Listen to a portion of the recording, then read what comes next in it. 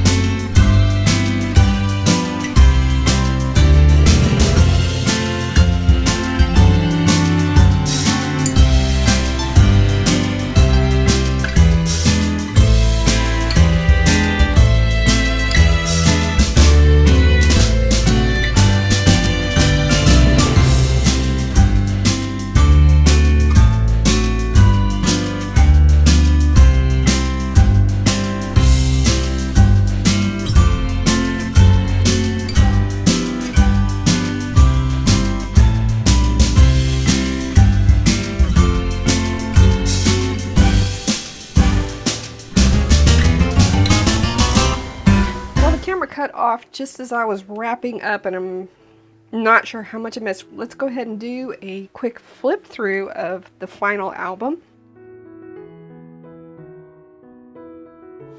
So we've got a little page that flips out here. Cute little tuck spot right there. And a pocket.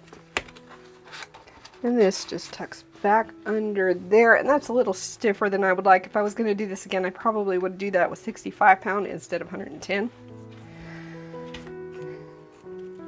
This little gatefold opens like this. We got little pockets right here. A couple of accordions.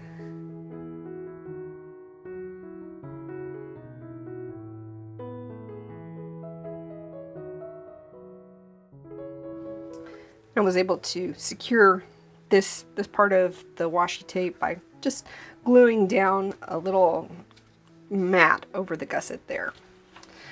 And this page opens like this. Cute little snowflake. These are from Prima Marketing. I don't think I mentioned that, but these are Prima Marketing, and I'll link them in the description box down below. This opens this way. We've got photo mats here on the sides and a couple of photo mats in the pocket.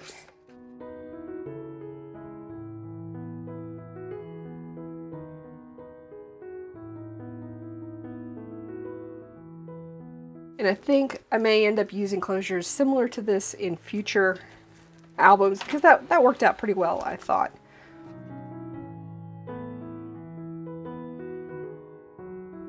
This page opens this way. A couple of photo mats. Santa cut apart from the page. Cute little tag. Another photo mat there. This page folds out this way.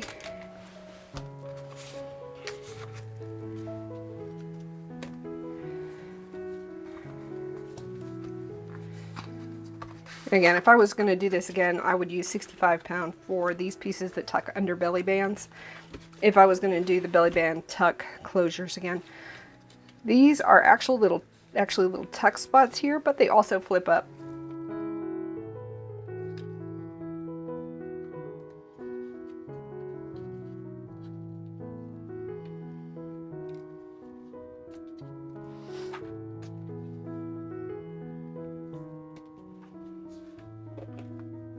Couple photo mats here, another photo mat here with journaling spot, cute little pocket,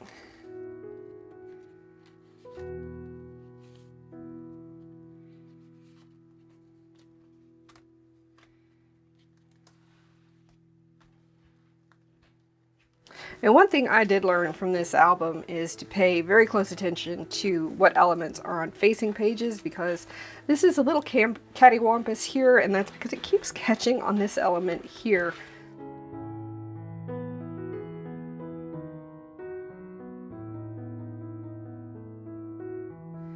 So this whole thing is still a learning process for me, including things like that.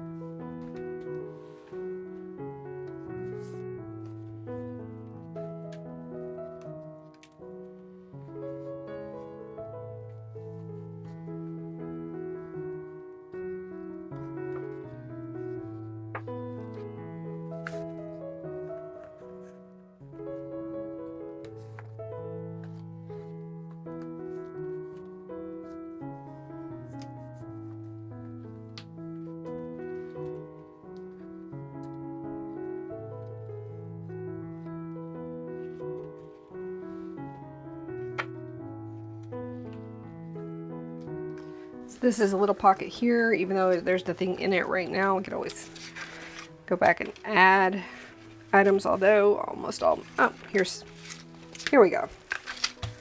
There's a photo mat that's not going to blend right in because we've had quite a bit of this paper left over.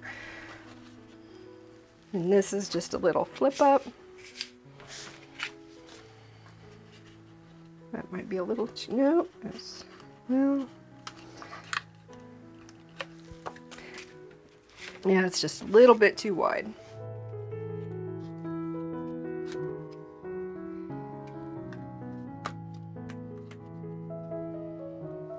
These are actually hidden pockets.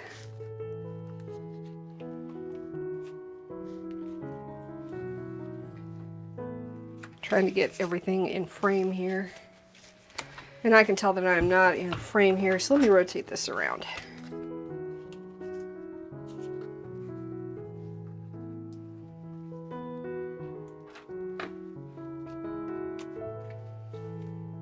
Now I gotta put it all back together upside down. Okay.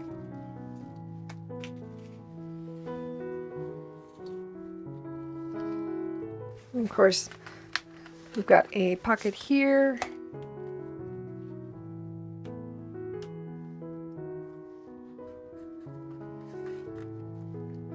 And this is also a pocket, although it's a little bit tight right there, so.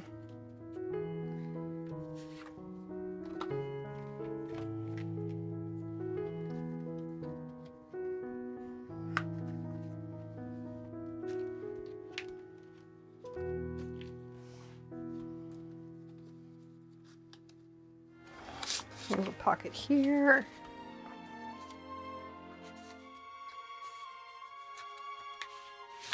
Lots of places to stash some photo mats.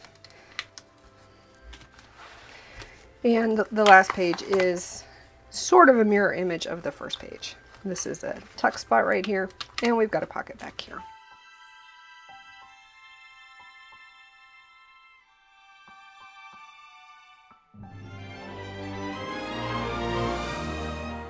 For our next album, we're going to use the Moonchild collection by Prima. It'll be a little bit smaller, 4 fins. Can't wait to dig into this paper. Don't forget to like, share, and subscribe. Bye!